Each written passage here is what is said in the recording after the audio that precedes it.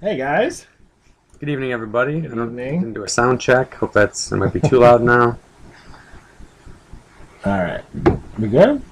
Oh no. It's really... Oh, we good. Are we on the right mic? I think so. It must be working too loud. Oh well. It's usually too quiet. Yeah, I know. So I didn't record. That's okay. Pet's got it. let's go on back in. No, it's okay. We made that mistake last time. All right. So thanks for joining us. Our 10th episode of the season. Went by pretty fast, I think. Too. Always does. For us especially, we're like stressing every week trying to get this ready, and then it's here, it's gone, an hour and a half, and we take like one day off and then get right back So at it's it. our penultimate show. Yes, the second to last show. We have one more. Which will be? Our IRI show. So, 2 years ago we got emailed by IRI that, they wanted us to do their show. So whether that happens this year, we don't know. Whether we'll do our own show. We're definitely planning on doing our own show now, whether IRI contacts us or not. Asked us to do it like we did 2 years ago. We'll see. But we're definitely planning on doing one before IRI. Yep, I'm pretty comfortable with that schedule. It'll be our 11th show of the year, so I think that's about it's not as many as we're able to do. Pretty crazy. All right, so thank you for joining us. As always, we finally got a chance to meet Anthony from 221 Robotic Systems down in 118's pit when we were in championship. So just awesome guy, and really glad that he has come on board, or we have come on board, and just thanks again to them. So be sure to check out their website. Check out all the stuff they have. Perfect stuff for off-season projects. If if your team wants to do like a swerve drive or something, you can. They have a ton of stuff. They have like kit-ready stuff ready to go. So check them out. So that having been said, my show notes, as Pat was so nice to put up earlier, there's several ways to get in contact with us during the show. Email, Mike and Justin, itm@gmail.com. Twitter, @Mike and Justin. You can call in to the show if you want to ask a question. Just put call in the subject line of the email so we can start getting that set up. And if you've missed episodes recently, we've been recording kind of on a separate system and uploading them to YouTube. So I don't know if it was our YouTube jobber. Yep, it is. Yep. There you go. Just our YouTube channel. We have some other videos there, and all the great videos that we shot at Championship are up there right now. Yeah, except for two. We'll show all those videos tonight. The two that we have not shown yet, which are 1986 and 1987, we will show on the show tonight. So we're really excited about that. What? Are we frozen? I don't know. I don't think so. So, anyway, I guess we're back. So if you're interested in calling in, shoot us an email. We'd love to hear your perspective on championship, a cool story, anything you would like to share with us in the show. We'd love to talk to you about. So that being said, championship was amazing. It was really fun being down there. It was definitely interesting to be there without competing, and that was something that Justin told our team we hope never happens again. And I think we said that last. They didn't get it though. They're like, "What? Like, you don't want us to go to championship?" So I thanked our team for the kids that volunteered and the kids that were there. And I was like, I just hope it's an opportunity you never get to do again. And there was just silence. I was like, I offended everyone. I was like, it's because we'll be competing at championship in the future. So biggest thanks goes out to Libby, just for just really being able to spend time with us, and we really appreciate it, Libby. Thank you very much for all that you did for us, and for your mom, for Ruth, for one of the best moments of the weekend that we had with Libby and her mom. So it was really funny. So it was really nice to meet so many more people. It was really nice to catch up with a lot of our friends that we've made over the past couple of years. And this is just a short list of so many people that we've got to talk to. So if I've left you out, I'm really sorry. So Cameron, Jay, and Jeff from 1986, 2252. Doing your behind the glass and just spending time with you guys was really, really fun. I had a great time. Adam from 67, it was really great meeting you, and thanks for the shirts. We had to meet Zeebs finally. Zeebs from 1923. Got to meet her. 1503, thank you so much for the hospitality. Thanks for letting us ride your bus on the way home. You guys were awesome, really welcoming. And thank you for the t-shirts as well. Trent, it was really great seeing you again. Watching so many matches with you right on the sidelines is just one of our favorite parts of the championship. Karthik, it's always a blast seeing you. Thanks for hanging out. Travis, didn't think we'd see Travis there, but we got to see Travis. I thought he was playing golf. I didn't think he was going to be there, but yeah. So, Greg Udell, we got to see. Haven't seen Greg in a while. I know, I haven't. So, 4451, another favorite part of the weekend. One of the greatest moments of the weekend, right? So we were on our way to go to somebody's pit. I don't even remember. I don't know. 1676 maybe. Yeah, I think it was. So go ahead. You can tell us story. So their pit, I didn't know who it was at first. And then their pit, there's a picture on my Facebook of us it looks like a garage kind of, right? They have like street signs on the walls, and their robot car was this awesome like tow truck / pickup truck. They have Dean and Woody like as drivers like in the windows, and they were just like the greatest, most fun people ever. Like it was so cool. I looked on their wall, and there was like a top 25 sticker that I had never seen, and it said like www.fctop25.com. And I was like, guys, where did you get that sticker from? Like, oh, we made it, and they made a sticker for our show and put it up in their pit. Yeah, that was really cool. And they didn't really didn't click with them at first of who we were, so we just kind of figured maybe they never really saw the show or something. And then they were like, "Oh, it's Mike and Justin," and it was really funny. We had some good laughs and some really good conversations. So yeah, it was cool. They gave us shirts too, so that was awesome. I wore mine the other day actually. So for all the behind the bumpers, all the behind the glass teams, it was great interacting with you guys. Hooking up, doing these segments with you, and it was really fun. I hope you guys had just as much fun and so many more. I know we've left a ton out, but thank you guys for coming up and saying hi, introducing yourselves. It was really cool. Oh, we got to see Jay and Joe. I don't know what team they're from, but they tweet us all the time. Or just at least Jay, I think. Maybe everyone's Joe. And Meredith. Meredith and Brandon. Everyone up from the bomb squad. But that's the best part of championship, just hanging out with all these awesome people, and something we're very fortunate to be able to do. Zach, just get it over with. Not much time. All right, so Evan, we had a couple of requests actually for Evan's video, the Pick'em shows. A lot of people have missed them. We haven't had one in maybe a couple weeks, but Evan has graciously sent us another video. So we're gonna show that, and again, this is Evan from 174 with his videos. So again, thank you. I hope you guys enjoy it. We have not seen it yet. It just came in. Big thanks to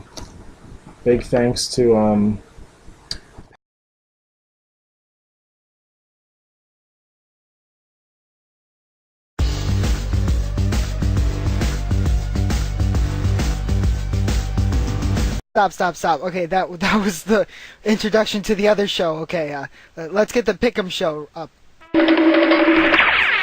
Just as I predicted, the 3 winning robots would be slick and smooth and absolutely elegant. I mean, it's just dope. How did they even build those robots? Surmounted by a malleable, logarithmic casing in such a way that the 2 spurving bearings were in a direct line with the panometric FAM. Oh, what a year this has been. Ultimate Ascent has finally taken down Aim High as my first top game ever, and what a deserving game too. It had everything we needed, and believe me, the finals on Einstein were exactly what I was expecting. High-octane battles, none of which we have seen in first ever before. So let me share with you my final 3 picks for this season as to what the future of first holds. Of the teams that made it to Einstein this year, who would you pick to make the trip back? The obvious pick is 67, however my picks need to be a little bit more bombastic for this episode. So I'm going to be cooking up a second helping of some Texas Torque. 1477 is the yearly sleeper powerhouse of the Lone Star State, usually because 148 and 118 grab the initial spotlight over the first 6 weeks of competition. So I'm happy to report that this is the last time Texas Torque will be forgotten in the conversation. Expect them to be a team making it back to the stage next year with a solid chance for victory again. Didn't you hear me? Yes, I did. Good answer. Now onto something with a little bit more meat in the conversation. This is something I'm going to be talking about eventually in an episode of my new show relaunching next weekend, but I figured to share a little taste now. My pick for the winner of the small-time robotics event is going to be VEX over FTC. Did you see the VEX Championship? Have you seen the new game for VEX? The game designers for VEX are some of the smartest cookies I've seen out there, designing some impressive games with unique challenges. Have you seen this year's FTC game? Compare please, which would you rather play? VEX has been making a lot of big moves to make it the competition to stand out. There's even skill challenges to test your robot's abilities on a field, and you could be rewarded for it. So if you're looking for a robotics competition where competition is the name of the game, VEX is where it's going to be for quite some time. I'm saving a lot of the talk for when that episode actually airs, so just for right now I'm going to say that VEX will eventually leave first FTC and possibly even FLL in the dust. Extraordinary claims require extraordinary proof. Finally, a pick for the ages. Which robotics team shirts will Mike and Justin be wearing during the first episode of next season's Mike and Justin in the Morning? So, they wear team shirts. We get that. So, what do you think they'll be wearing for next year? Justin usually goes for an aggressive team shirt. So I'm going to say he'll wear the shirt from one of the 3 winners of the championship, most likely 6'10". That said, Mike usually likes to one-up Justin by going for a more simple and classic team. So I'm just going to assume that Mike will don the team shirt of the Holy Cows, this year's Chairman's Award-winning team. Either way, they'll probably just forget and wear 340 shirts. Well, I would like to thank Mike and Justin for letting me show off these videos to you all again. I hope you enjoyed watching them as much as I enjoy making them. Be sure to check out my new show starting next weekend on my YouTube channel, which I'll post a link in the Mike and Justin thread. You can also watch my previous episodes from this show, of this and last year's, on my YouTube channel as well. So until next season, I wish you all luck at your off-season events, and I will see you next time. But in order to make his prediction correct, we'd need a 6'10" and a 1538 shirt. That's true. But that was another great video. Thanks a lot, Evan. Happy you were able to fulfill our viewers' requests and get that sent in. We certainly enjoy them, and obviously so does everyone else. Yes, thank you, Evan. That was really funny. Like we said, we haven't seen that shirt thing before, so we just started laughing when they That was came great. up. Okay, so kind of a format of the show is what we're going to do is we're going to do a very kind of broad overview of each division, and then broad overview of championship, and then we have a bunch of things to talk about at the end. So again, shoot us an email, shoot us a tweet if there's anything else you'd like us to talk about. Before we talk about each division, we're going to show the behind the glass or behind the bumpers episodes that we shot for teams that were in that division. So first we're going to talk about Newton. So we'll show 829, 1676, 2252, and then 1986. Do we want to show them just 4 in a row? Do we want to come back after each one, talk about the robot a little bit? I think we just do 4 in a row. Okay. So again, we're going to do 829, the digital goats, and then 1676, and then 2252, and then 1986. So up first, we have 829. I'll get to it.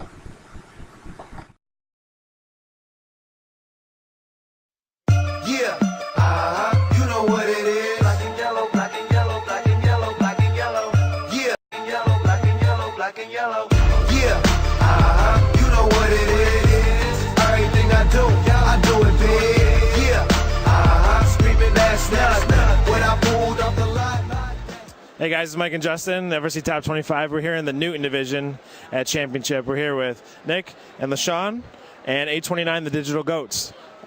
Nick, could you tell us about your drivetrain? Yeah, perfect. This year our drivetrain was really a big point. We decided to go completely gear-driven on our drivetrain. It's a lot faster, more durable, doesn't really break. You also stay away from the chain, the unreliability. First of all, on the drivetrain, we have a custom gearbox attached into it. And with our custom gearbox and the gears, it's about 17 feet per second. We started off with a Vex Pro shifter and had some trouble with the fitting, so we ended up switching to these custom gearboxes. It's just 1 speed, but because it's so fast, we don't really worry about defense. We just drive circles around anybody we want. LaShawn, can you tell us about your Swiss Army knife, as you called it? Yeah, it's our Swiss Army knife. Well, as you can see, it's one of the biggest features of our robot. It intakes, it shoots, it hangs for 10, it does everything. It can pick up from the feeder, station, or the ground. It can shoot in any of the 3 goals, and it's pretty in black and gold or squill colors. Awesome. Thanks, LaShawn. Could you guys tell us about how you power your arm? Yeah, of course. This arm, because it's so heavy, there is a lot of weight that you need to deal with going up and down in the torque. So what we did was we custom built these. We have 2 AndyMark motors attached to Versaplanetaries, and then those are onto our custom gearboxes with about a 4,000 to 1 reduction. With this much torque, we end up twisting our aluminum. We had an aluminum shaft and twisted that, so you had to switch to stainless steel and end up twisting that as well, as you can see here. So, guys, thank you so much for taking through your robot. Good luck the rest of the weekend. Yeah, you know what it is. Everything I do it big. Yeah, screaming that's nothing. When I pulled off the lot, that's nothing. Reppin' my town when you see me, you know.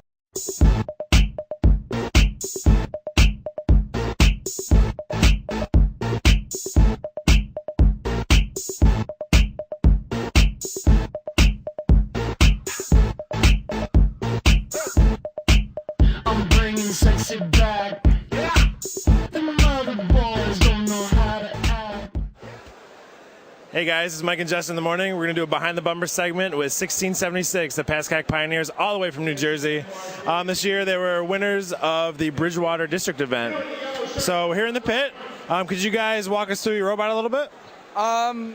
Yeah, all right, I'll take the microphone. All right, so we'll start from the bottom up like we do with the judges. So from starting at the bottom, we have a 6-wheel drivetrain hooked up to 2-motor Vex Pro ball shifters, 2-speed transmissions. Use pistons to shift them. Got 1 on either side. So we got our little transmissions hiding down here, right underneath our electrical board. So those are run by, they have 2 sims on each of them. They each have their own talons on them by Across the Road Electronics. Going up from there, we have our 10-point hanging device. And this is pneumatically powered, obviously. We got a little surgical tubing here to help lift the robot up into the air, because the pistons just don't have enough oomph by themselves. So these will raise up, and we will put the bar through. Because we couldn't put the bar here, right in front of our shooter, we kind of had to put them a little offset, which is okay, because we built these things strong enough so that our driver can pull up, put the bar right here, rotate the robot over, hit the button, pull the robot up. We have that 5-second grace period at the end of the match that allows us to just lift the robot up and get it off the ground right before that 5 seconds ends. Now these are built modularly so that they come off in like 3 or 4 bolts, the whole piece comes out, disconnect the tubes, and we're done. Each one can be pulled off independently of itself. The next thing we have is our obvious big shooter here. It's a 90-degree shooter. We have a 6-inch pneumatic wheel up here. It's direct driven to a sim. We have a hopper, which is the top of a 5-gallon bucket, which holds up to 4 discs. We allow the discs to be fed by putting this up and putting our shooter up to maximum height. Both of those, our feeder slide and our shooter, are actuated by pistons. To actuate the second part of our piston, you want to hold the microphone for a second? So to actuate the second part of our piston, we have a stop here that actually moves out into the way. And so we can move it out of the way, go to the bottom level, or we can lift it up and pull it back and go into our middle level. Because our shooter is gravity fed, gravity dropped, but pneumatically raised, this makes it very easy for us to get a 3rd level in there. Probably could do a 4th level, but we don't have a need for it. So we have an 18-foot shot, we have a 10-foot shot, and then we have our feeding slide position when we put the feeder up. We can load 4 discs in about 2 seconds, give or take a 10th of a second. We can get the shots out in about 2 or 3 seconds if we're really pushing them.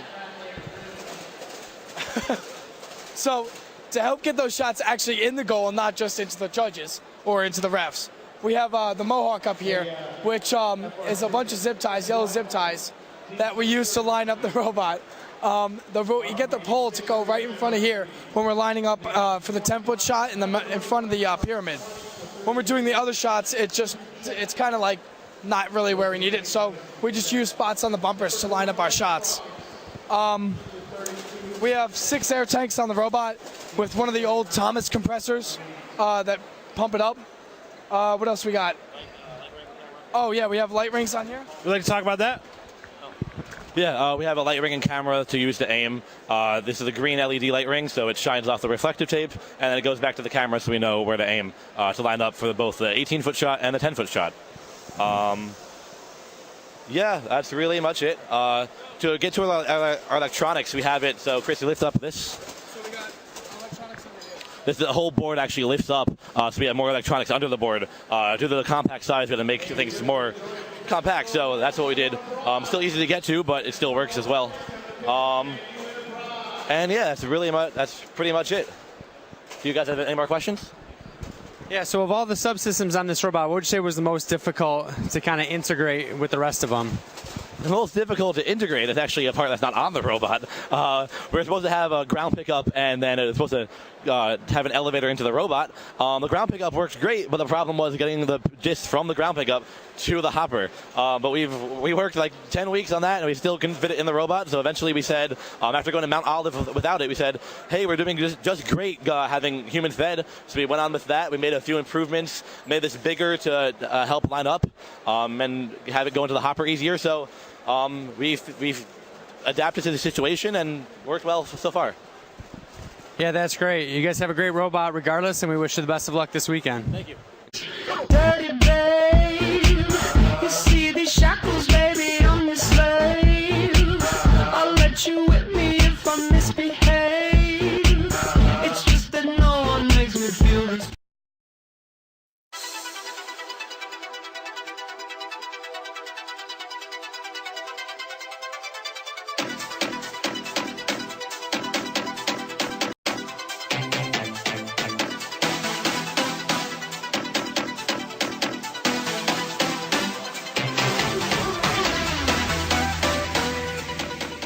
Here we go. Come on. Let's do this. There we go. That's a little bit better. Yeah, it didn't, what? It didn't pick up anything. That's rather strange. You gotta go. Get around him. Good maneuvering. Outside. Yep. Get up in there. Now you jump back out. Good, good, good. Get him in there, get him in there. All right, get a shuffle and go. Yeah. Nice, nice, nice. Corner, or no, good. Go your sweet spot. You're supposed to go to the sweet spot. Yep, yep, there you go. Cool, fire. That's good shooting, good shooting. All right, go. Watch out for 1739 up here.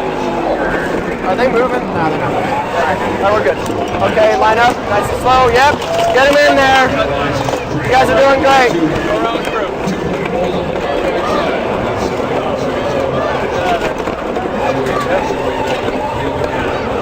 Get up the tower. Go! Shoot from right there. Shoot from right there. Yep. Good. You got 60 seconds. Nice shooting. All right, go. Wide open.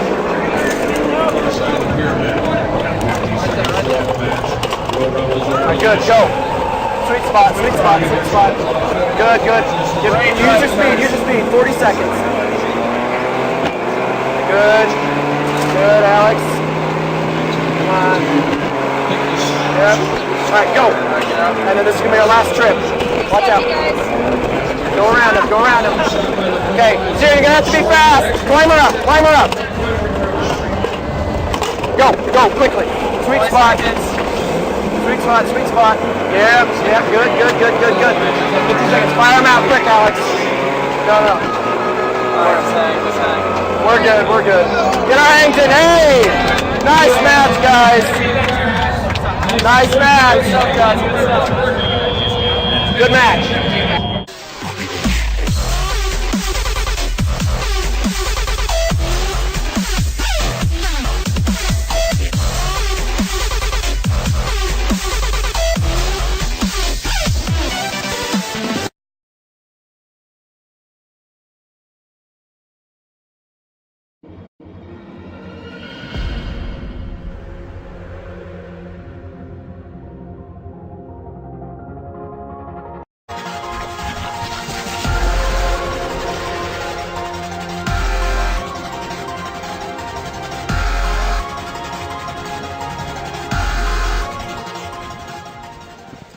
Hey guys, this is Mike and Justin. We're here with Team Titanium at the 2013 World Championships. We're here with Cameron, Jay, Chris, and Laura.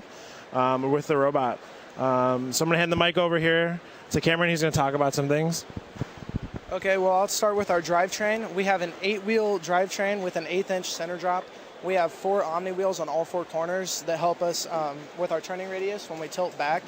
We have anti-mark super shifters for a high gear speed of 13.5 feet per second and a low gear speed of 5.5 feet per second. The heart of our robot here is our arm. It really has a function. It ties into every function with our robot. We simply use a piece of acrylic to scoop under the 2 Frisbees, and they back up onto the slip in the back. So when we pick up 2 Frisbees, they slide down the chute. We stop the first Frisbee with this servo right here on the front while the second Frisbee slides down into our bucket, and then we can simply release this and it slides down into the back. We have 4 shooting positions with these 2 cylinders here that we dog together. That allows us to shoot from different places around the pyramid as well as perform different functions such as slot feeding and climbing. Our shooting system is a bucket. We use a bucket to nest all 4 Frisbees, and we push them out with this cylinder right here. And it shoves the Frisbees up into the first wheel on a sim motor spinning at about 5,000 RPM, and the second wheel on a mini sim spinning at about 6,000 RPMs. And we have a curved and then straight shooter. Jay is going to walk through some of our autonomouses and our auto climb sequence. All right, our autonomouses, I have 2 7-disc autonomous, a 5-disc, and then a 3-disc. Our first 7-disc, we shoot our 3. We pick 4 from the middle and the center of the pyramid, and then drive back to where we started and shoot those. Our second one is we shoot 3, pick up 4, and then we go to the front of the pyramid and shoot our 4 to allow our partner just say they have autonomous that goes to the center of the pyramid. Our 5-disc, we start in the corner, drive and turn towards the center line. And we pick up the discs for the center line discs, drive back to the corner and shoot them. And then we have a 3-disc that just shoots 3 discs.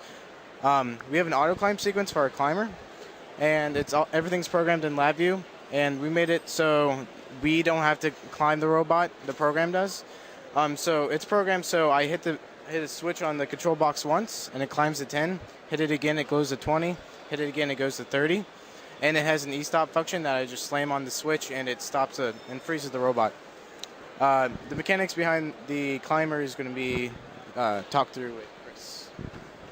All right, so the mechanics on this climber, we use these 4 BaneBot 550s to power the climber, and they run through a simulator from BaneBot and into a worm box from Andy Mark, and that creates a 180 gear reduction so we can have power and speed with it. And both of these gearboxes on either side are connected by one long shaft that goes under our shooter platform. And on that shaft we have the pulley spools for our strands. We use a molecular bond polymer string for actually lifting the robot. That's that white strand right there. And then a Kevlar string for our continuous pulley system is what we use to extend the climber upwards. And the strings are wound opposite from each other, so when one is being wound out, the other's being pulled in, and that helps. So when this is being pulled, this can go up and back the other way. And then also these hooks act as our passive hooks. They're spring loaded, so as we pull down, the bar engages this and they move back and then snap back over the bar. And then we're free to let go with this hook, which is the one that extends.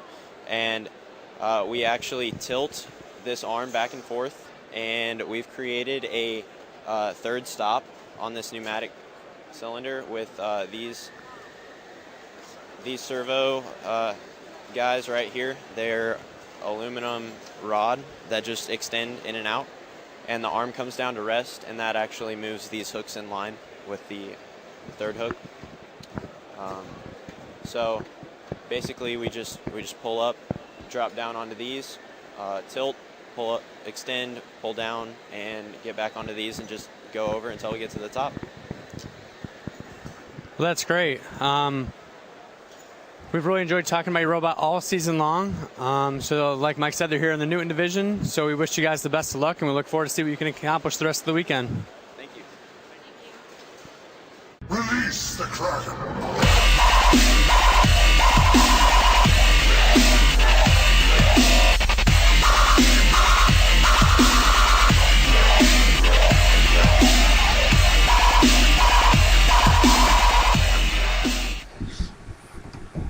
What are you laughing at? The solid or so solid stickers at IRI. Solid or so solid? Or so solid? It's so funny.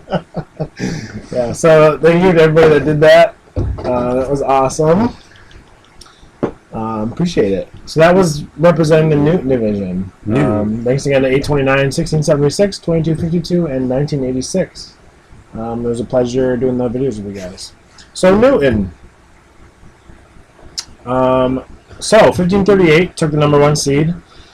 Took the obvious pick in 1986. Biggest controversy of championship was the whole thing with 217. We're not really going to go into that. If you want to have your 2 cents about it, go to Chief Delphi. There's a post about it. So Newton played the absolute minimum number of matches and eliminations. They went 10 out of 14 of those matches went to the Red Alliance. The only blue wins were the 303, 1640, and 3476 Alliance in the semifinals and the finals. The average winning score in the limbs was 195. 6 out of the 14 matches, so less than 50%, were above 200 points. 1986, 1538, obviously, or we thought were definitely the favorites in the bracket. But 303, 1640, 3476. Showed that they had a stronger alliance to represent Newton and Einstein. Just a side note, like I found it really interesting that 1676 was the second to last pick in the whole draft. So, but that's just a broad overview of Newton. Yeah. First of all, before I go any further, we have to congratulate 1538 on their induction into the Hall of Fame, Absolutely. Championship Chairman's Award. So deserving. So deserving. We were very happy to see them finally make it there. Their video was great. Read their essay, so we thank John Jack for posting that on Chief Delphi. Everybody should give that a read and watch their video. Really impressive. So congratulations to them. And they had a great weekend robot-wise, like Mike said. Being one of the few undefeated teams. Oh, were they undefeated? We're going to talk about that later. Sometimes, yeah, just talk. That's okay. Yeah, they were. They were undefeated? They were. Beautiful. Thought so. So it's interesting, though, and it's discussed in Chief Delphi a little bit, how much the #1 seeds struggled. And I mean, any year you see 1538, 1986, and 217 on the same alliance. I know. Right? It's a higher alliance. It's lights out. But 217 did end up having some issues, and it's all about execution. Like 303, 3476, and 1640 is a great example of it's not always the best teams, right? It's the right teams. You're right. So that just goes to show you that good scouting goes a long way. Pick teams that complement you well, and you can do great. Even look at the #5 alliance, 341, 68, and 2826. That's an IRI alliance too. Yeah. But yeah, there were some great matches. I mean, yeah, Wave went pretty late too. Wave was the 8th, 9th, 10th, 12th pick. So, Fighting Pie was in there. Tech Vikes. I didn't spend much time on Newton. I mean, unfortunately, it was just the way it was, I guess. But obviously, they showed that they could hold their own and produce a really, really good alliance to represent them on Einstein. So, again, just a broad, brief overview of Newton. Anything else to add? No, if anybody wants to call in and talk about like something that we're missing or something that you want us to talk about, send us an email. Just because, I mean, we were there, but we were hustling around trying to watch as much as we could from a lot of different fields. So if we're missing something that you would like us to talk about, then feel free to send us an email. So that goes with the next 3 divisions as well. So get those emails in, or if you want to call in or whatever. So up next, we're going to do Galileo. So videos we're going to show for that is 245, 1806, and 1912. So we have the Atom Bots, Team SWAT, and Team Combustion. Team Combustion, we tried to do behind the glass with them, but a couple of both matches just didn't quite work out with what we. I think our GoPro ended up on the field in one of the matches. Yeah. It's kind of funny because that one's really funny because the GoPro's laying face up. You can actually hear the whiz of a frisbee go over it. Yeah, it's really cool. So first we're gonna show.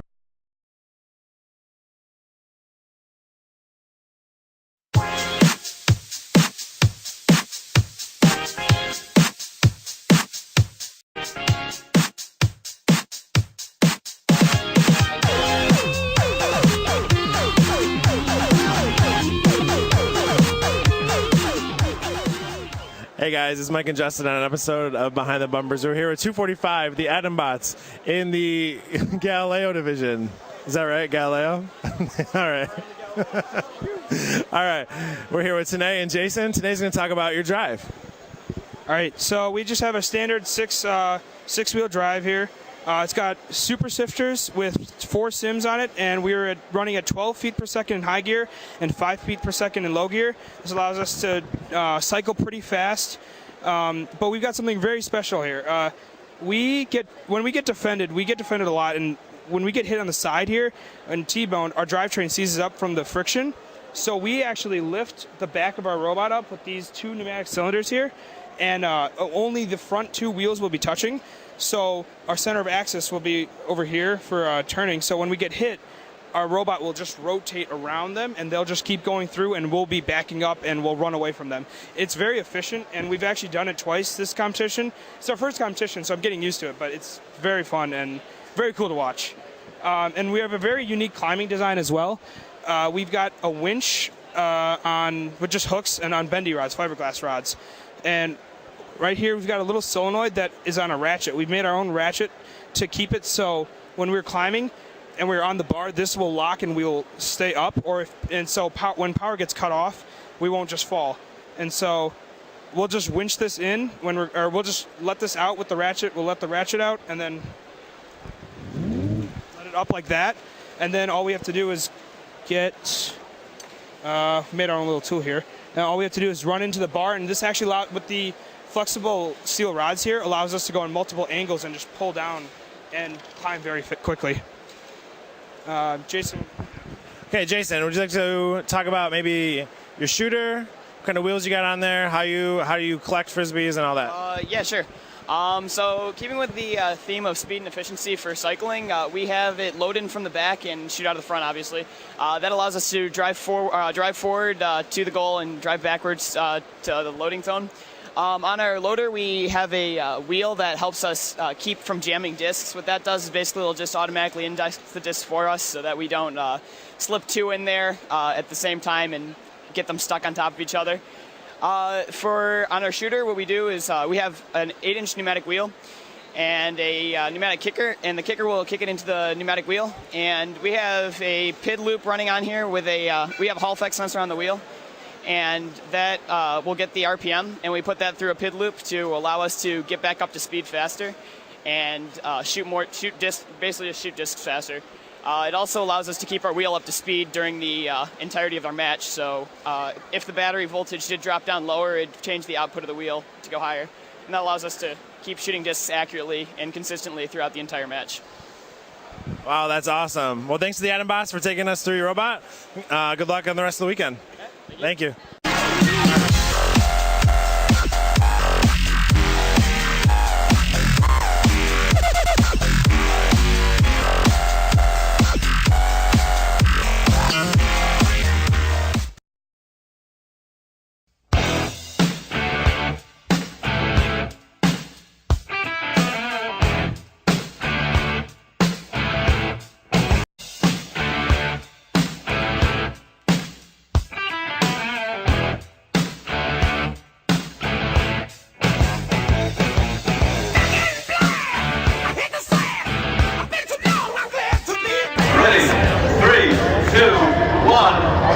You guys are going straight to that corner.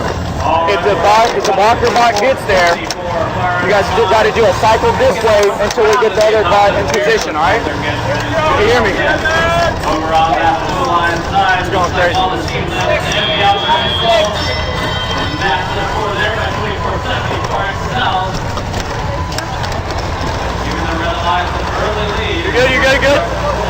Right there. Hold. Turn around. Get between us and them. Push him. Push him. You're blocked. They're getting blocked. Block. Shoot him over here. Right there. Go. There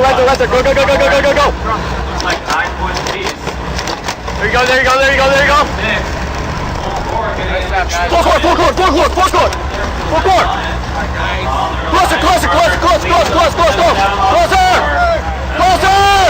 There you go. A lot of frisbees over there on that blue line side. Block it. Cycle. Block out. 1806. Shoot him.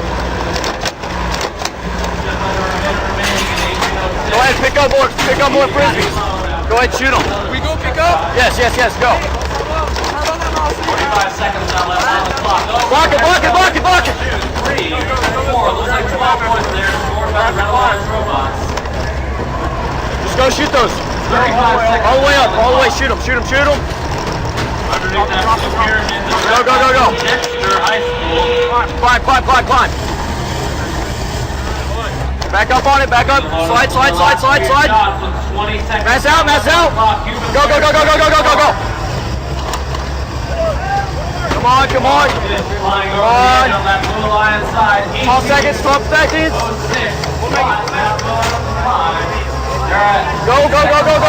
Go. Can they make it to level 2? 3 seconds now. 2 hanging blue lines robots. Woo! Yes! Woo! With the 80-inch blocker. Yeah! Killing it. Woo!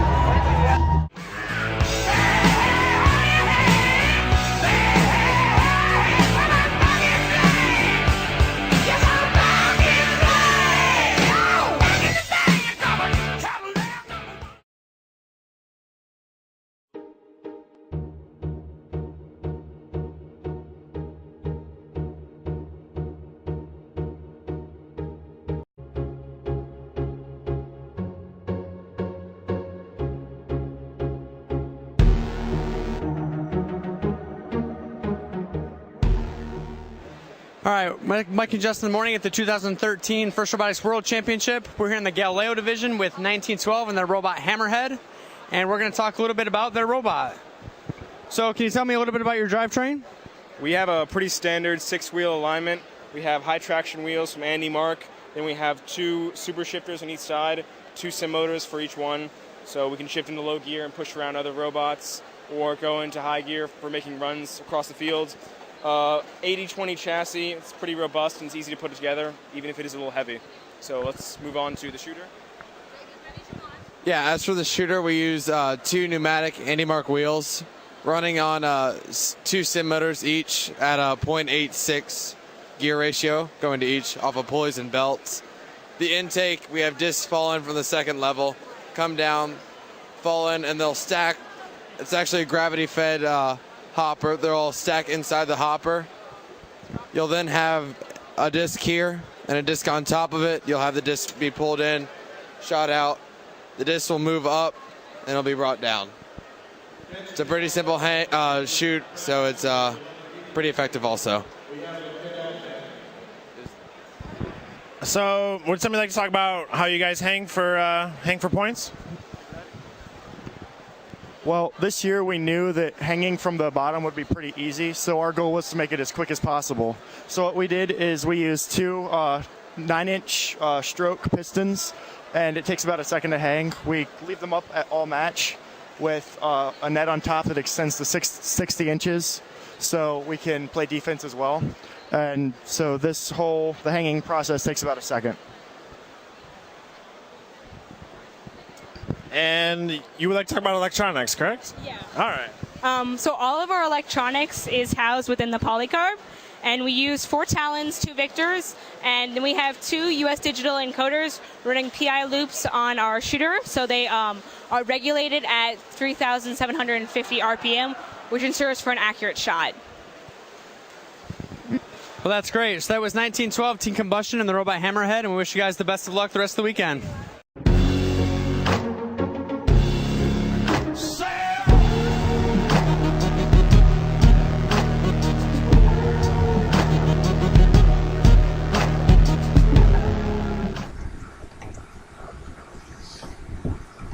Okay, great guys, thank you. Yeah, thanks for participating and letting us do that. Those videos are awesome. Hope that, just like kind of like premiere night, right? The first year that we do something, we hope to have it be bigger and better next year. So if it's something you're interested in, keep it in the back of your mind, and hopefully we can find a way to get together and get that done. We'd love to see more teams, from that perspective. It's something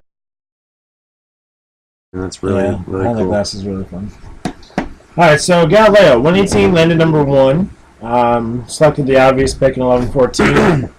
Just like everyone thought would happen, 118, 11-14. The Alliance ended up being defeated in the semifinals to the Alliance that would represent Galileo and Einstein, who would then be your world champions. So, it's a tough way to go out, but we've said that a lot. But 11-14 had some issues with their climber, unable to extend the arm far enough to keep climbing. Took a time out, tried to fix that, still couldn't fix the problem, but it was just devastating to watch. Just them being there and just you cannot reach high enough. So you can get the full story of what ended up happening, but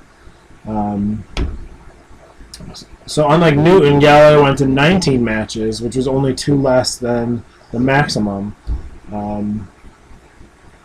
Yes. Average winning score was 195.2, so only 0.2 of a point higher than Newton. Just like we mentioned on Newton. I'm not sure how 610 was picked so late in the draft. 610 1241 had some history together. I'm sorry. And then... So 1241... I'm sorry. The 1241 went past 610, who was ranked 14th, to pick 1477, who was ranked 27. And then 610 was still around by the time it came back up and through. So I found that was pretty incredible as well. So yeah, the only problem I have with Galileo was where the field was located. I feel like it was the worst field to try to watch from the floor.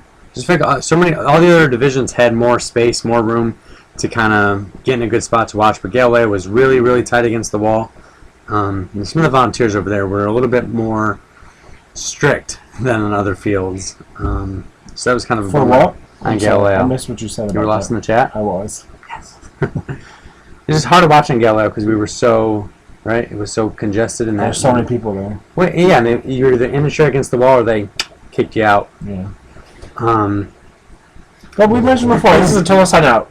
Galileo and Archimedes was so much closer to the edge of the field than Curie and Galileo were so much closer to the edge of the field than Archimedes and Newton were. Yeah. They had like twice the distance. So continue. Galileo. But yes, I agree. I mean, we love 11-14, and it's tough to feel bad for them with the amount of success that they've had. But watching the robot on the pyramid just like wanting to grab the next level, and then they finally did and just fell. It was just it was so bizarre to see that. But that just goes to show you that anything can happen at championship, and you have to be on your best at all times, or somebody else will come up and knock you out, and that's kind of what happened. So take nothing away from 610, 1241 to 1477, advancing to Einstein from the Galileo division, and then rumor has it when they got to Einstein they did a little bit more, but we'll talk about that. See, look at that. Maybe just couldn't handle the crowds making Justin. That's funny.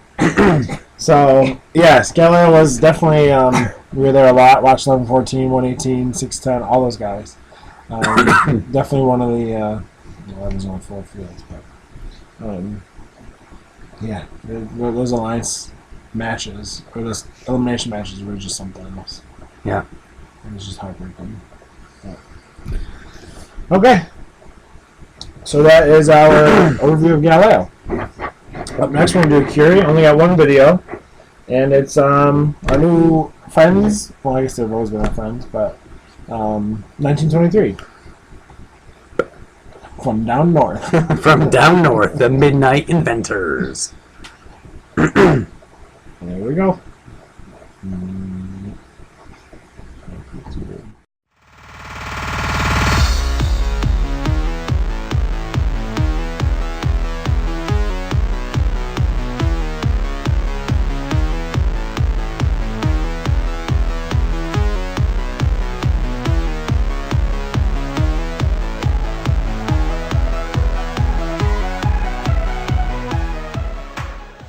Hey guys, this is Mike and Justin with the FRC Top 25, and we're here in the Midnight Inventors Pit, Team 1923. They're on the Curie field here at the 2013 World Championships. So guys, thanks for letting us come into your pit and check out your robot. Could you tell us a little bit about your drivetrain? All right, so our drivetrain is a kit drivetrain from the Vex Pro people. So we got the Vex Pro frame all around. We got the Vex Pro single-speed gearbox. So again, the total ratio is 7.8 to 1. So we got a 12 to 64 and then a 22 to a 32 tooth sprocket reduction. We got 6-wheel tank drivetrain, classic setup, and 1.5-inch wide wheels with 4-inch diameter. It's a classic drivetrain, simple and effective. And single speed, 10 feet per second, gets us across the field in just enough time. Great, thank you. Who would like to tell us about your shooter and maybe your feeder and whatever else? So over here we have the shooter. We used these really cool 4-inch conveyor belt compression wheels. And so the cool thing about these is that they aren't actually meant to be used for this purpose, but what we discovered is when we turn it up to about 5,000 RPM, they expand an inch on each side, and so we're going to turn them up for you guys. 4501 Archimedes is looking for a battery charger, please. 4501 Archimedes, a battery charger, please.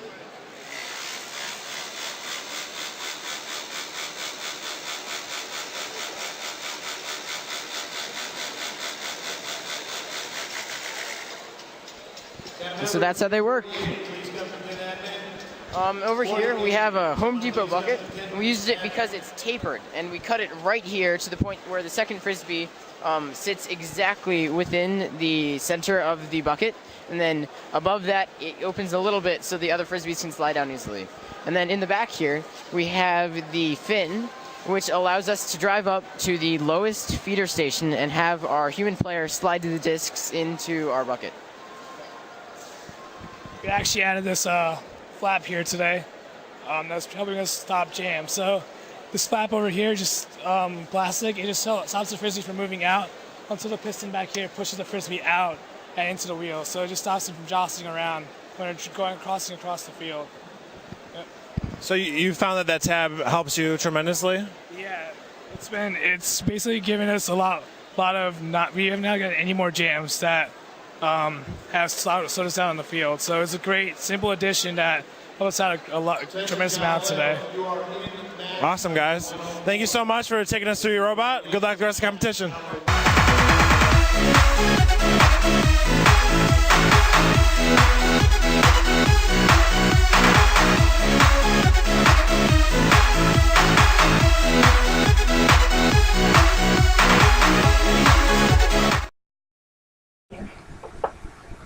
All right. Picked up this beauty, Canadian Tire. One of your favorite things. Cool. That was a good segue into Curie. So one of the most unique line selections I personally have ever witnessed. 1678 was denied 5 times. 2056, 1717, 359, 1310, and 4564. You gotta give her a lot of credit for sticking in there and just keep to her list. Just keep. She was so good about it. Yeah, I mean, And a championship, like, it's a hard thing to do, to stand there and getting denied after from all these teams. But one of my favorite things that happens, right, is this team stands up there, they get denied. Who walked away with the Curie banners? 1678. So I thought that was awesome. Yeah. So after getting denied those 5 times, they never asked 1983. I don't know if Skunkworks just said, "Don't even bother. We're not going to say yes." Off the. Well, we talked about that. They didn't have to protect it. Yeah, they didn't have to worry about them. They just wanted to knock. It was perfect strategy. I don't know. Well done. So what I'm saying is they didn't want to be with 1983. You know what I'm saying? Like, didn't. Yeah, I mean, they're probably like, they're going to say no. We don't have to pick them because what we're going to do is going to knock them out of it. No, anyway. I understand, but 4 times. All right. Who didn't? Maybe was that 45? I thought it was 5 because we counted. We were down there counting. So this kind of was brought up. Is it an ungracious strategy? I don't think so. No. Right? It's not 1678's fault. If anything, if you're going to blame anyone else, blame the teams that denied. them. They're well within their right as the number one seed to pick whoever else they want. If the other team declines, that's on them. Like 1678 did, I'm sure if 2056 said yes to them, they would have been thrilled. So they just, they did what they did, and teams decided to decline them, and that was, their right. So I think it was not ungracious at all. It was actually brilliant strategy, and, they got to Einstein. So it's just exactly what you said. 1678. Anyway, I don't think it's ungracious at all. You're there to win. Yeah, and they did. So then after getting to those times, they then surpassed Hot, who was 14, to pick up the 16th ranked team, 148. So it's just really interesting that there's so many people within the top 8 said no. It's just like, then once you start saying no, when you're like, 359 who's 7th, how many more teams are going to be left for you by the time you get down there? Yeah. So it's really interesting that, 359 didn't say yes. The 6th ranked team, 17 didn't say yes. I mean, by the time those 4 or 5 teams that are above you pick, who's going to be left? And it was really, really interesting. So somebody else who deserves a lot, 1678 took a lot of heat kind of to face all those declines, and then they went to prove them all wrong. And you got to give 148 a lot of credit too, because they took a lot of flack all season long, on our show especially, for reasons that I have no idea why. They're a great robot. 1670 obviously chose to pick them over 67, and it was a great pick. 148 was great all weekend, and they were able to take it all the way to Einstein. Mm-hmm.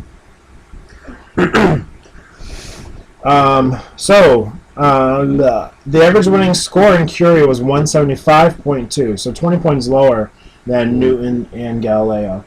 So only 2 out of the 17 matches in eliminations on Curie scored above 200 points. And when we talk about Archimedes, it's really, really interesting to compare that statistic. So, congratulations, 1678, 148, 862 for representing Curie and Einstein. Really, really great. Yeah, it was cool to see 862 up there. They were a team that we talked. They made the list, the top 25 a couple times during the season. And like we mentioned when we talked about their team, that one of the mentors on Team 340 worked with them for a season. So it was kind of cool to have that connection and see them have a really great championship event as well. I don't know. Maybe the strategy of saying no later, by 1717 or 359, is then to prevent no other 2 powerhouses from joining up. Because if you say yes, then that leaves 2 other teams maybe available.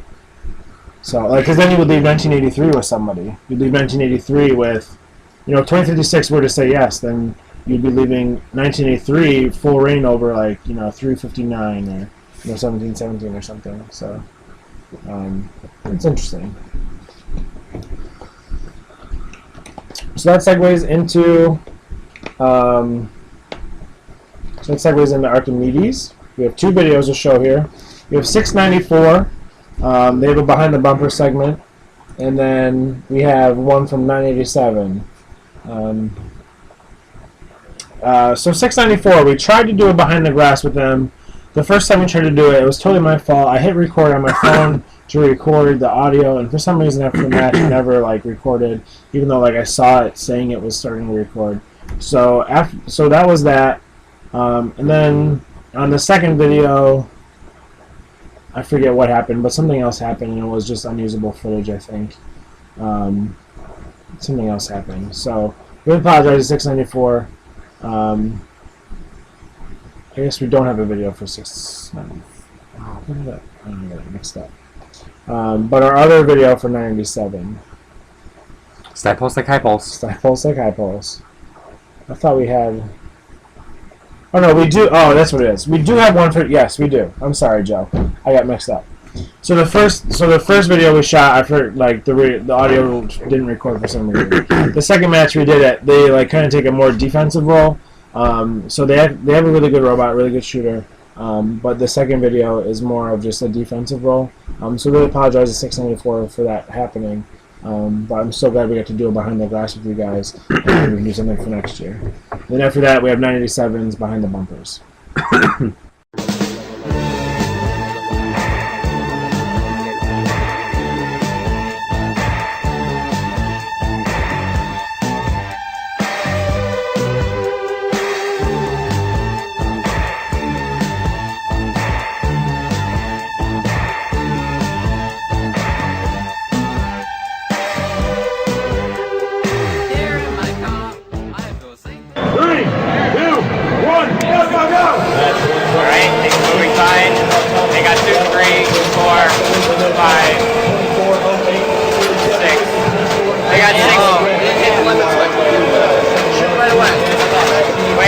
lead screw is going to be running. I'm going to run the lead screw up to make sure it's not broken. The lead screw is not working. Manual. Auto. Oh, okay. That was the 3. Okay, go. Oh my God. Goal 24-6 pass. Let 9-3 pass. Okay, now set up for defense. Don't let anyone pass from that side. Focus on 9-7-3 though. Don't let him pass.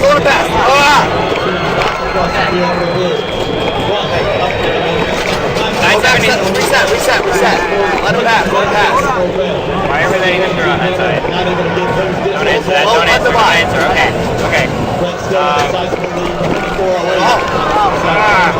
Keep going. All right, set up again. Don't let them get back to load up again. Don't let them get back. Yo, 973 is not touching the pyramid while they shoot. We can't push them. Don't worry. Not now. Okay. Hold. Nice. Excellent. Okay. Keep going. Just stay there. Keep pushing. Reset. Be ready to go in the other lane. Mike 2.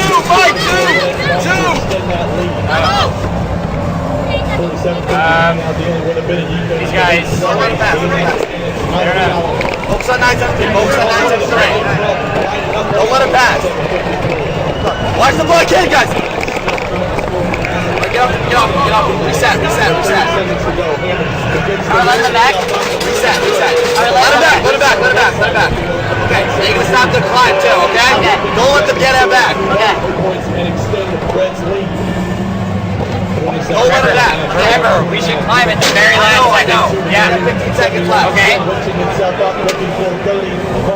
I can't see the timer. Can you see the timer? 6, 5. Go for it. 3, 2, 1.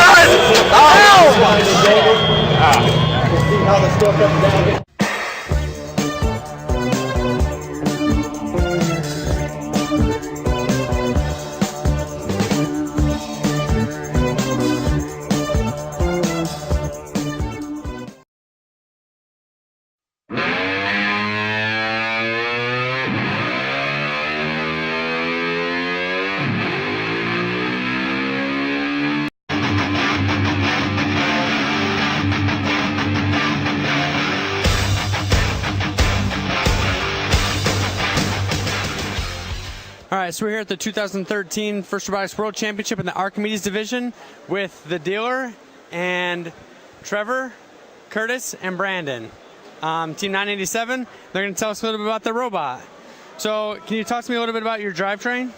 Yeah, so basically what it is we have a 2-sim drivetrain. So it means it's 2 sims on each of our drivetrains. Basically, it's a 2-speed. So on our high, we go 16 feet per second, and in our low, we go about 4 feet per second. So basically what it gives us is it gives us the speed for the high and then the torque to push people around for the low. And also we are a belt-driven drivetrain. So basically you don't have all the weight of chains and stuff like that because it gets in the way, and also it's really hard to adjust on the fly. Right, yeah, that's great. I love the belt system. How you doing? So want to talk a little bit about the shooter? Well, basically what the shooter is, we got, a basic flywheel here. We have a sensor here, gear tooth sensor, with this steel gear that we made. So with the feedback from this guy, as well as our targeting, we can aim this turret anywhere we want to. Now this turret can go anywhere because of the pan and tilt, which you see with the cams, which, there they go. And just a large pulley that we've got there and a Lazy Susan. Regular piston shooter back here, and blocker kind of tapered in crown to keep all the frisbees where they ought to be.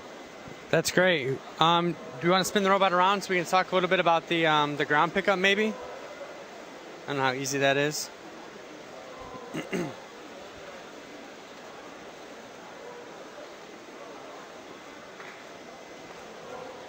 All right. So can you tell me about how this kind of elastic system? Yeah. So frisbee's going to come from the bottom down here, and what we have are 2 kind of activated bars, if you want to think of it. And because it's got to go up this ramp here, but the side view of a frisbee is more like a straight edge, these fit to the change in shape as the frisbee goes up this ramp. So anywhere the frisbee is in this, it's always getting the push of these belts. So this is just like a Pepsi belt, like in a bottling company. And then these are the regular Vex wheels, but then they're both spring-loaded, as you can see, and shoves it up 6 inches of space. It goes from horizontal to 1.5 feet, raised it up, back to horizontal up here just by jamming it into this guy.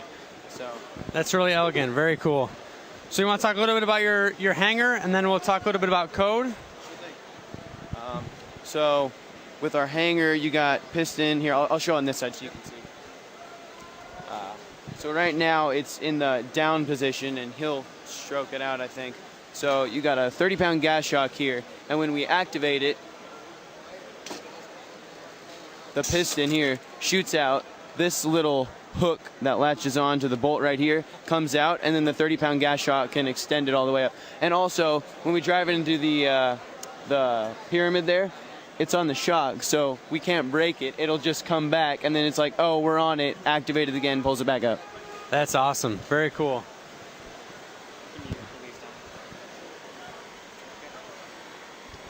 Just want to talk a little bit about the code that went into this very impressive turret? Yeah, so we have what's called proportional control on both our turret and our tilt motors. We're also using proportional control on our wheel with a Hall effect sensor. It gets feedback from this steel gear that we've mounted to the wheel. We have camera targeting, which also works in line with our point-click targeting and our manual targeting, so all those are integrated into one system. We have an encoder-based brake on our drivetrain, so there's no physical or pneumatic stop. We use an encoder-based stop. And our targeting, I can show you. Yeah, great demonstration would be great. Want me to plug in the light? No, I'll just click and click and I'll move it. So this is an example of our point-click targeting. So when we click and we turn, it'll maintain its. That is so cool.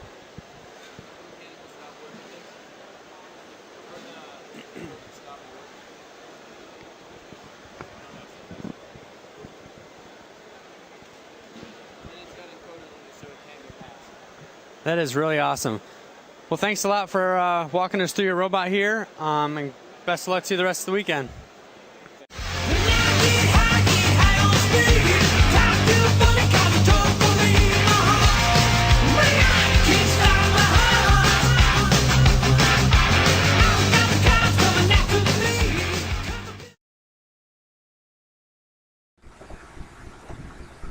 All right.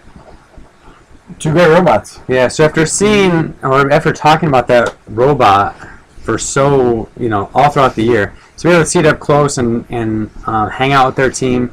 Just great people all around. Their students are extremely knowledgeable about the robot, as you just saw. More than happy to walk us through it. We were just excited to be able to see it up close, so we thank them a lot for that. Yeah. Cool. All right, so that segues into Archimedes. All right, Archimedes. Archimedes. I can So going undefeated, 24-15 landed the #1 seed, picked the amazingly versatile 987, who we just saw. Killer Bees picked up their friends, 469 from MSC or from First in Michigan. 254 then got picked up by 2468. The first three seeds were super strong. A lot of us felt like any one of those three had a shot of representing Archimedes and Einstein. 33, 469, 1519 obviously were the winners of that. So 2 played 3 in the semifinals, which only 1 can advance, and then it was 1 versus 2 in the finals. 3 hard-fought matches sent that 33, 469, and 1519. Are you talking about your shirt? I have no. 1519 sent them to Einstein. So here's what we were talking about. The average winning alliance, or the average winning score in eliminations on Archimedes was 222.9, and the highest in Newton and Galileo were 195. 13 out of the 16 matches were over 200 points, where in Curie only 2 of the matches were over 200 points. All of the first picks were the ones we were expecting to either be picking or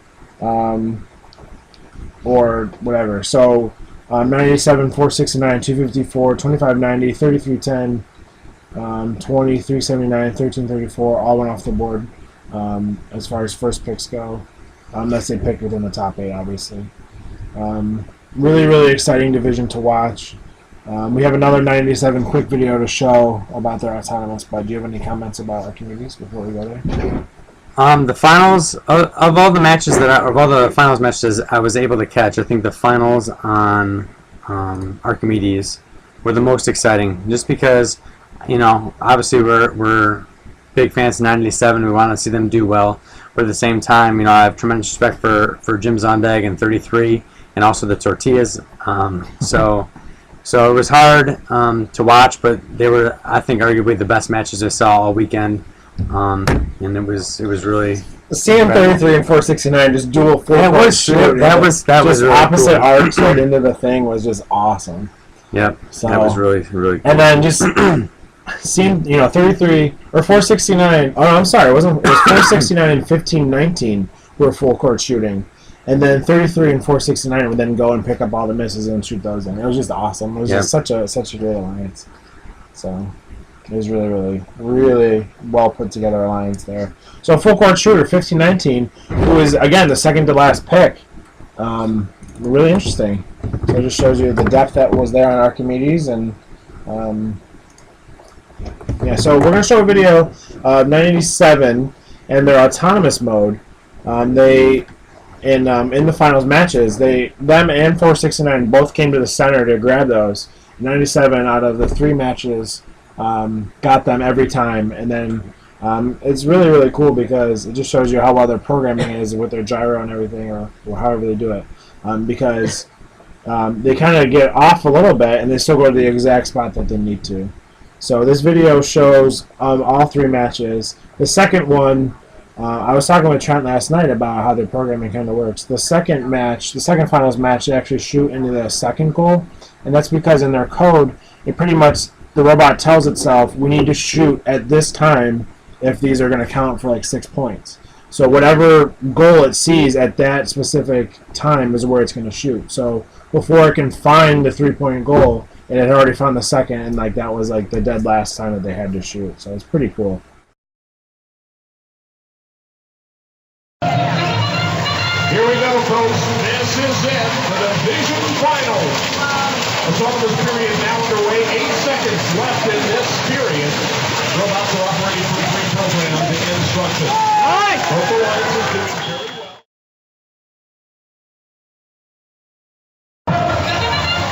And we're underway, folks.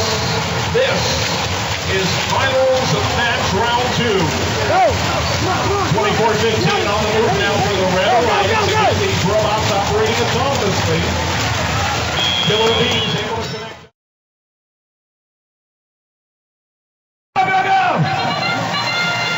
Here we go, folks. This is the third round of these divisional finals. The autonomous period now underway. Robots operating from pre-programmed instructions. Closing seconds down.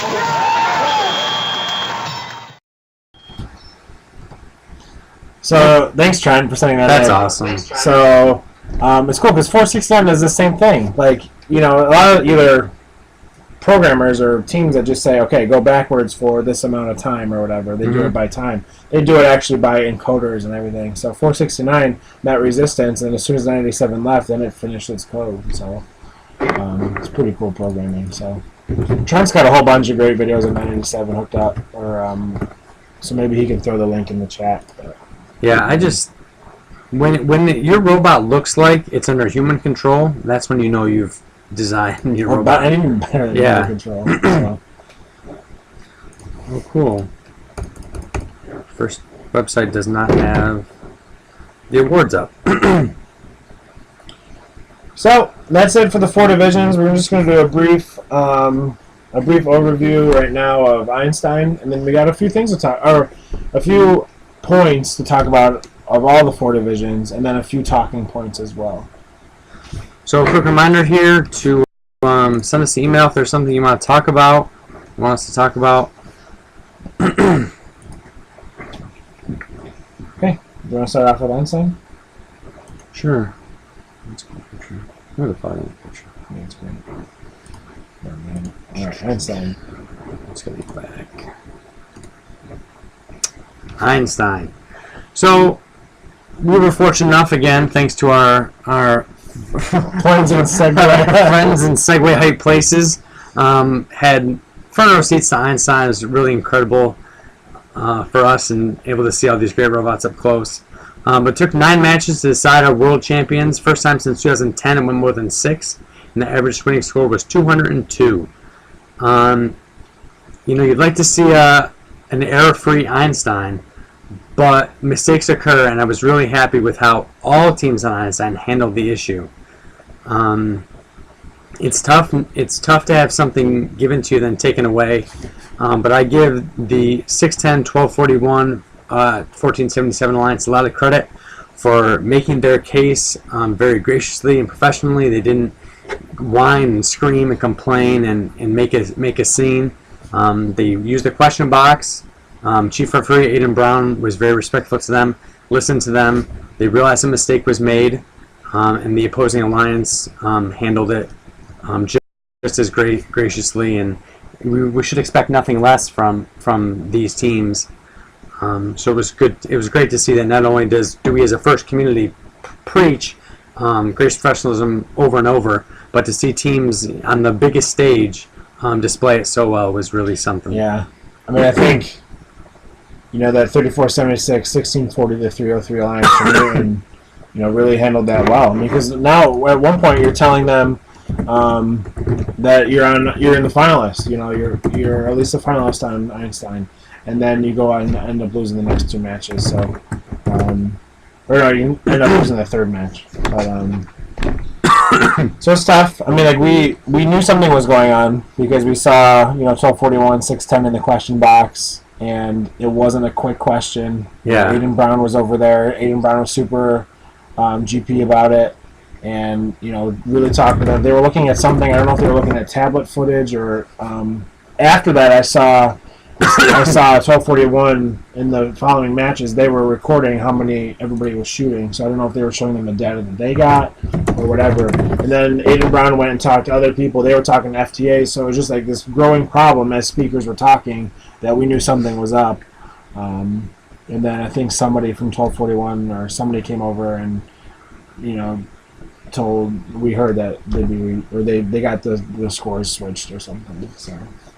Well, I think that the obvious security failures around Einstein and our control system in 2012 led to some pretty positive changes. And even though this wasn't nearly as awful as that was, I think we're going to see a lot of changes to make a more robust real-time scoring system. Because obviously, whenever you have a human error possibility, human errors happen. It's unfortunate that it happened at possibly the worst time ever. Right. But everybody handled it really well.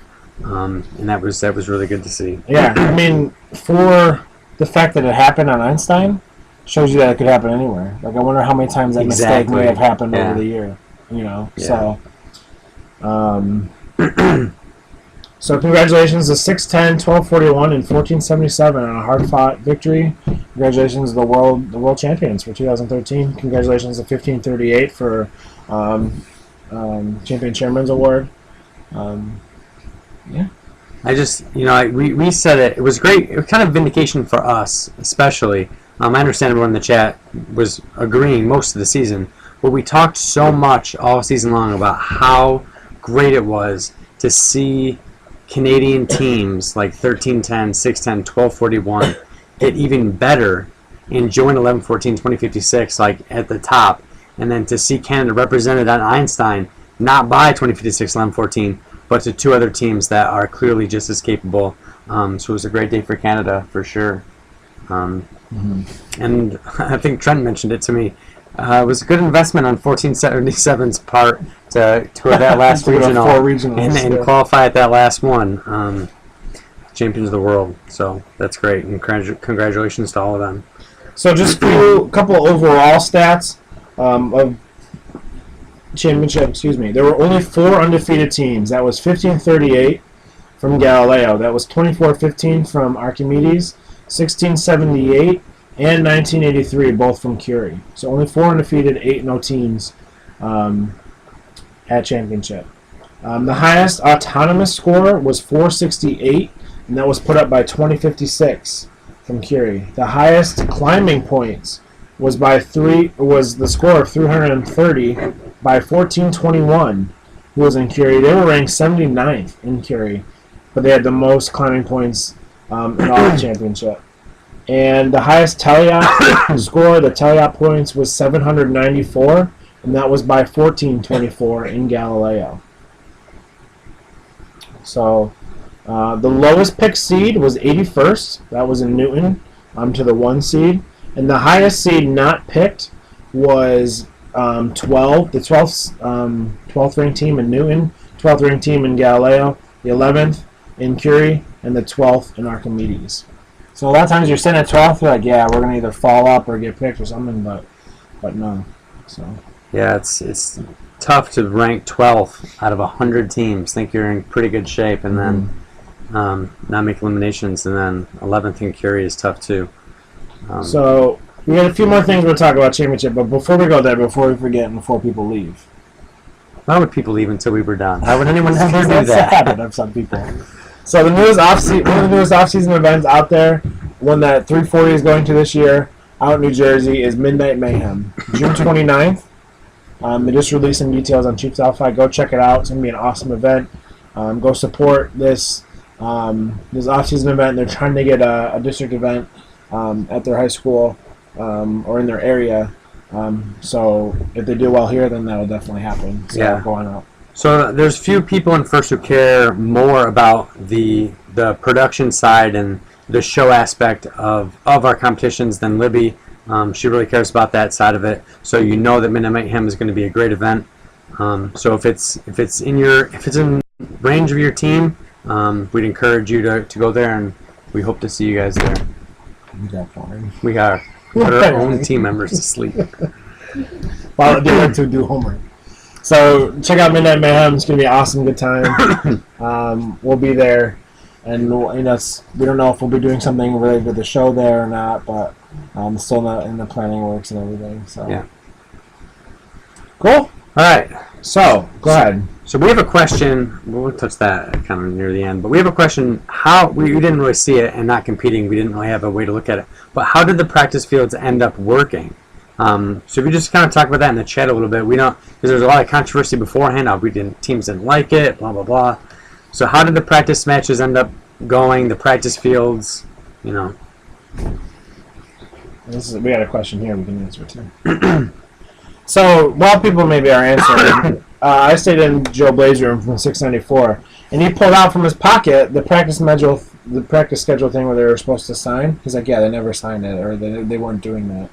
So I think it was still, they were still implementing the, come when your time is here and everything, but I don't know. I think it seemed like it worked. I don't know. Because they still had the goals you could practice on. They still had pyramids you could climb. So that aspect was still there, but you could essentially get more practice matches in. Yeah. You could try out new strategies or whatever.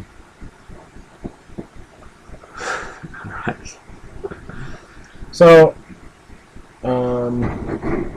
yeah. I mean, I think it was a good idea. I think a lot of people, maybe a general consensus is it was a good idea. And maybe, first, and that's what another great thing I wanted to mention was Frank. A lot of people are loving on Frank and the job he's doing, and he's listening, and First is listening. So I'm sure there's a thread, or you can start a thread about the practice field thing and see what he has to say. What we also talked about kind of last week is the fact about 8 matches. And you really can't get... The only thing you can get more matches in is if there was less teams or more divisions. So less teams per division would get you more matches or more divisions. So just that, I mean, that opens up a whole new can of worms. But I remember, I think it was maybe even 3 or 4 years ago at this point, but there was a lot of talk among First mentors about how to get first to be more open, more team-centric, and it's just awesome that, a few years removed from that, it's clear that First understands that it's teams that matter, and Frank has been very frank with us. But so that's great. They know we want more matches. They know we want a better real-time scoring system, and there's too many smart people there for that not to happen. So that'd be great. It was a bad pun. I didn't even plan it. So kind of go along with that, we got a question from the rapper about the wildcard system. Now, did the wildcard system essentially put more people at championship, or not necessarily?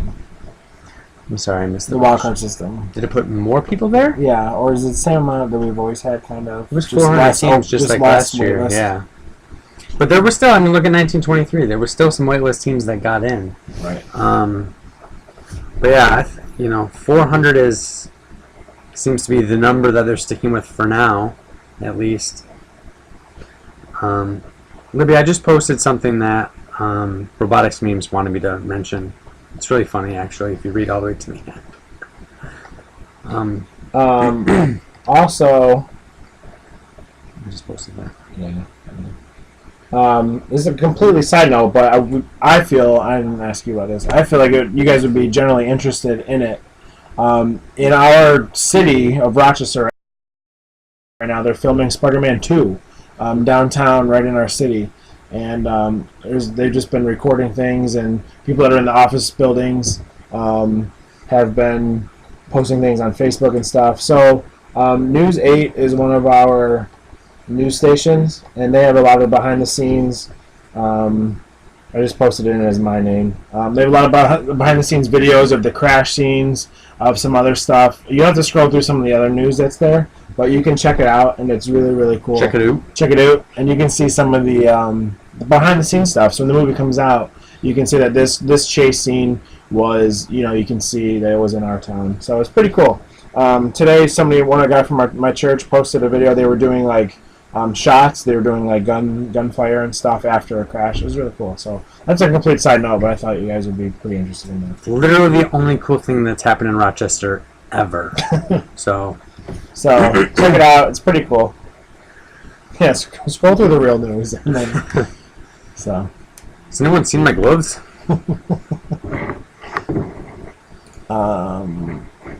So, I guess our last topic of discussion: paper airplanes. Is this how we want to go out in 2013? So, I really wish I took a picture of the paper airplanes. When I went out to go to the bathroom and stuff, you saw it too, right? There's pictures Listen, from you last saw year them? that are just like just a mess of scattered. Hundreds of paper airplanes that were down in the field. I don't know. I put in the thread. I personally got hit right here, down in the field, and like right here. So, that could have easily been a Lego executive. That could have easily been somebody from the military. And as cool as they are, I just don't think it's appropriate. I don't know. So it's like, I don't know. Maybe, because people are saying, well, give them an opportunity to do it, and then there'll be a time when they don't do it.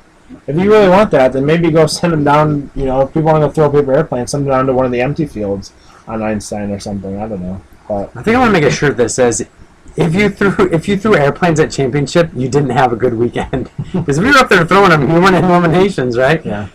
But I wish that first would have said something. I thought that once things got going in Einstein, they would have stopped.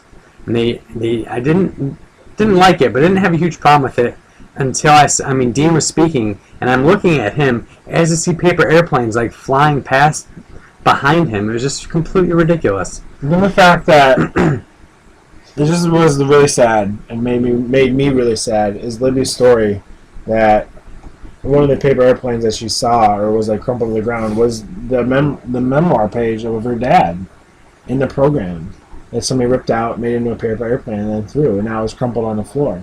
It's just like it hit home, and it's just really, really sad.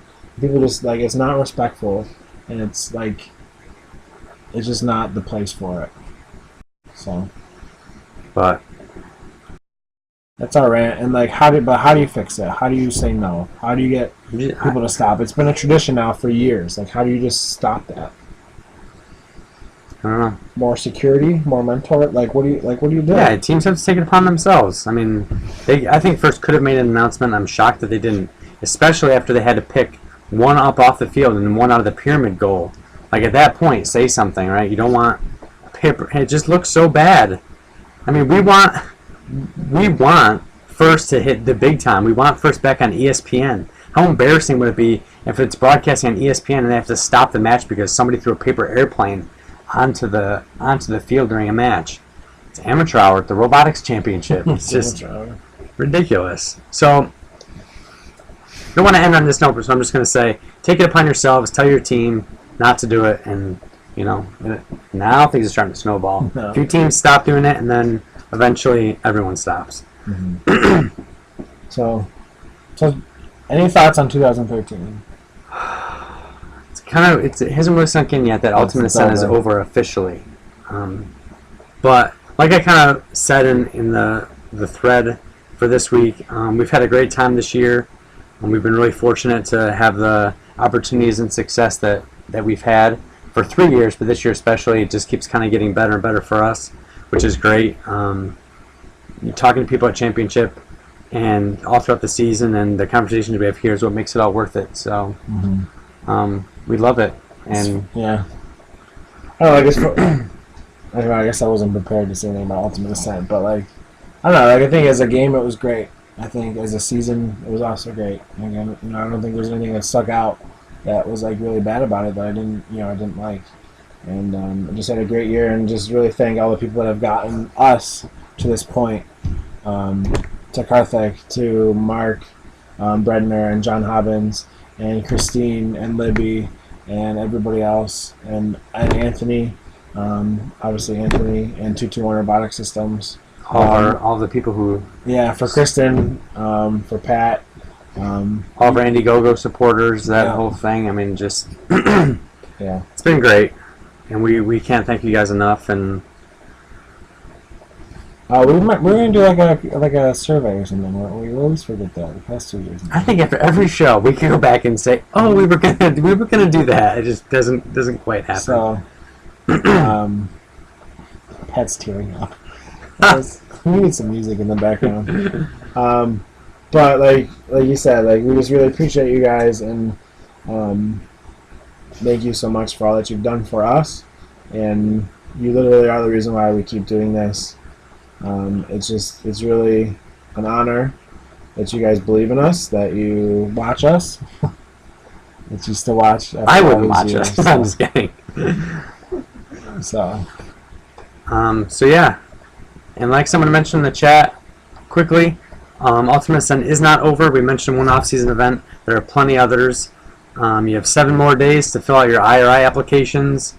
So there's plenty else to do. The worst thing you can do is just stand still. So find something to do. Keep getting involved. And like we said, thanks everyone for a great regular season. We'll definitely be back right before IRI. More details as it gets closer. I guess we'll do a show. Our team is applying for IRI. Whether we get in or not is something else. Yeah. But we will be doing a pre-IRI show in about a week, or about a month and a half. 2 months, 2.5 months, not till July. So we have quite a long break. Yeah, it'll be a while. So, and then we may just do one here or there. I don't know. Who knows? If we show up, at Midnight Mayhem, or do one at Ruckus, or do one at IRI, we don't know. We'll see. But we'll be on Chief Delphi and on our Facebook and our Twitter and everything. And so I think that's it. Yep, that's it. So it's so sad. It is so sad. So thank you guys so much for sticking with us this year. We appreciate all the support and the help and the love and everything. So.